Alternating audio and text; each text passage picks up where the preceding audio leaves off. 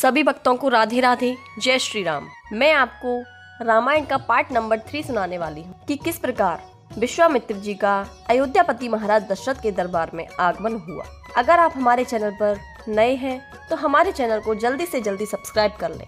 अगर आपको अयोध्या में बने राम मंदिर से जरा सी भी खुशी है तो कमेंट बॉक्स में जय श्री राम लिखना बिल्कुल भी ना भूलें।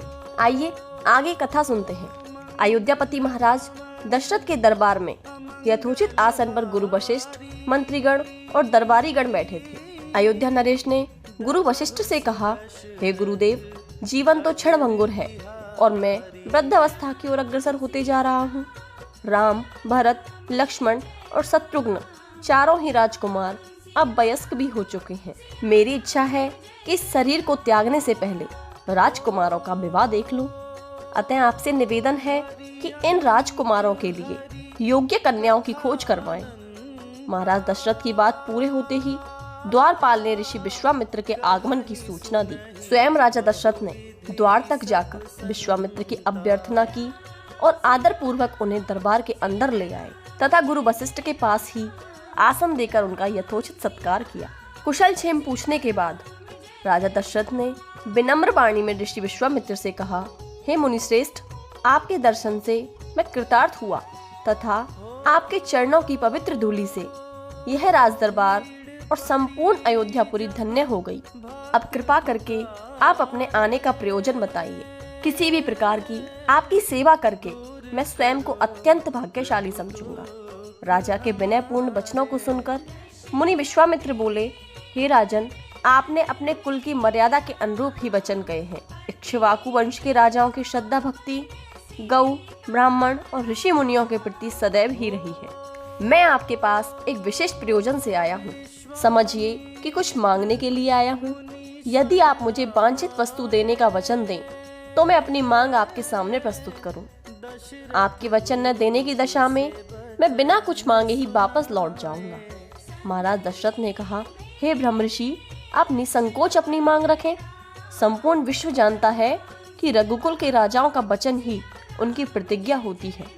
आप मांगे तो मैं अपना शीश काटकर भी आपके चरणों में रख सकता हूँ। उनके इन वचनों से आश्वस्त ऋषि विश्वामित्र बोले, राजन, मैं अपने आश्रम में एक यज्ञ कर रहा हूँ। इस यज्ञ की पूर्ण आहुति के समय मारीच और सुबाहु नाम के 2 राक्षस आकर रक्त, मांस आदि अपवित्र वस्तुएं यज्ञ वेदी में फेंक देते हैं। इस प्रकार यज्ञ पूर्ण नहीं हो पाता।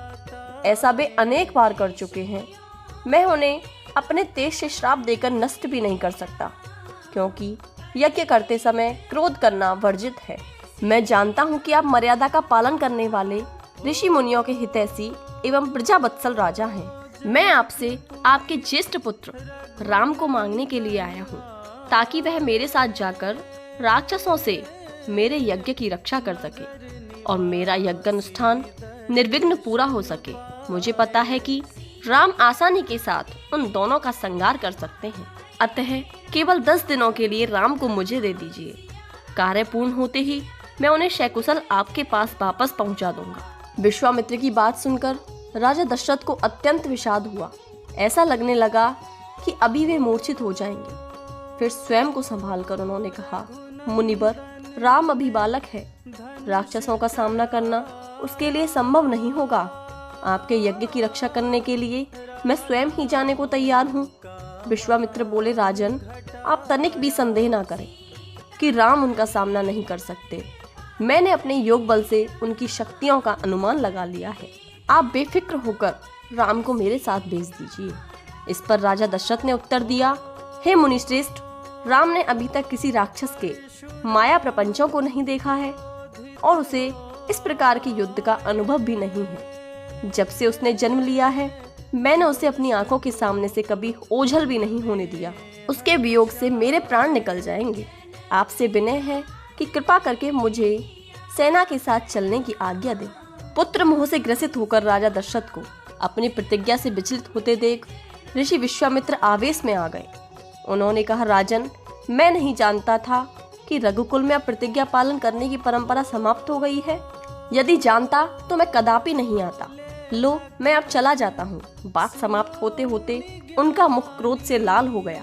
विश्वामित्र को इस प्रकार क्रुद्ध होते देखकर दरबारी व मंत्रीगण भयभीत हो गए और किसी प्रकार के अनिष्ट की कल्पना से वे कांप उठे। गुरु वशिष्ठ ने राजा को समझाया, हे राजन, पुत्र के मुंह में ग्रसित होकर रघुकुल की मर्यादा, प्रतिज्ञा, पालन और सत्यनिष्ठा को कलंकित मत कीजिए। मैं आपको परामर्श देता हूँ कि आप राम के बालक होने की बात को भूलकर बेफिक्र होकर राम को मुनिराज के साथ भेज दीजिए। महामुनि अत्यंत विद्वान, नीति निपुण और अस्त्र शस्त्र के ज्ञाता हैं।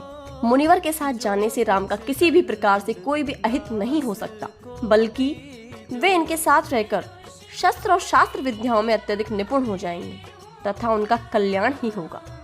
गुरु वशिष्ठ के वचनों से आश्वस्त होकर राजा दशरथ ने राम को बुला भेजा। राम के साथ साथ लक्ष्मण भी वहां चले आए।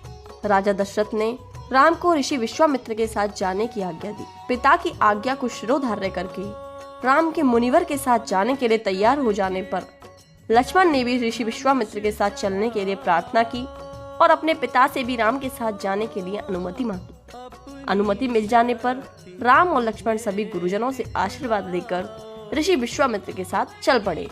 समस्त अयोध्या वासियों ने देखा कि मंद धीर गति से जाते हुए मुनिश्रेष्ठ विश्वामित्र के पीछे पीछे कंधों पर धनुष और तरकस में बांध रखे दोनों भाई राम और लक्ष्मण ऐसे लग रहे थे मानो ब्रह्मा जी के पीछे दोनों अश्विनी कुमार चले जा रहे हों। अद्भुत कांति से युक्त दोनों भाई गोह की त्वचा से बने दस्ताने पहने हुए थे। हाथों में धनुष और कटी में तीक्ष्ण धार वाली कृपाणें शोभायमान हो रही थी। ऐसा प्रतीत होता था मानो स्वयं शौर्य ही शरीर धारण करके चले जा रहे हों। लता विटपों के मध्य से होते हुए 6 कोस लंबा मार्ग पार करके वे पवित्र सरयू नदी के तट पर पहुंचे। मुनि विश्वामित्र ने स्नेह युक्त मधुर वाणी में कहा, हे वत्स, अब तुम लोग सरयू के पवित्र जल से आचमन स्नान आदि करके अपनी थकान दूर कर लो, फिर मैं तुम्हें प्रशिक्षण दूंगा। सर्वप्रथम मैं तुम्हें बला और अति बला नामक विद्याएं सिखाऊंगा। इन विद्याओं के विषय में राम के द्वारा जिज्ञासा प्रकट करने पर ऋषि विश्वामित्र ने बताया, ये दोनों ही विद्याएं असाधारण हैं। इन विद्याओं में पारंगत व्यक्तियों की गिनती संसार के श्रेष्ठ पुरुषों में होती है। विद्वानों ने इन्हें समस्त विद्याओं की जननी बताया है। इन विद्याओं को प्राप्त करके तुम भूख और प्यास पर विजय पा जाओगे। इन तेजों में विद्याओं की सृष्टि स्वयं ब्रह्मा जी ने की है। इन विद्याओं को पाने का अधिकारी समझकर मैं तुम्हें इन्हें प्रदान कर रहा हूँ। राम और लक्ष्मण के स्नान आदि से निवृत्त होने के पश्चात विश्वामित्र जी ने उन्हें इन विद्याओं की दीक्षा दी। इन विद्याओं के प्राप्त हो जाने पर उनके मुखमंडल पर अद्भुत कांति आ गई।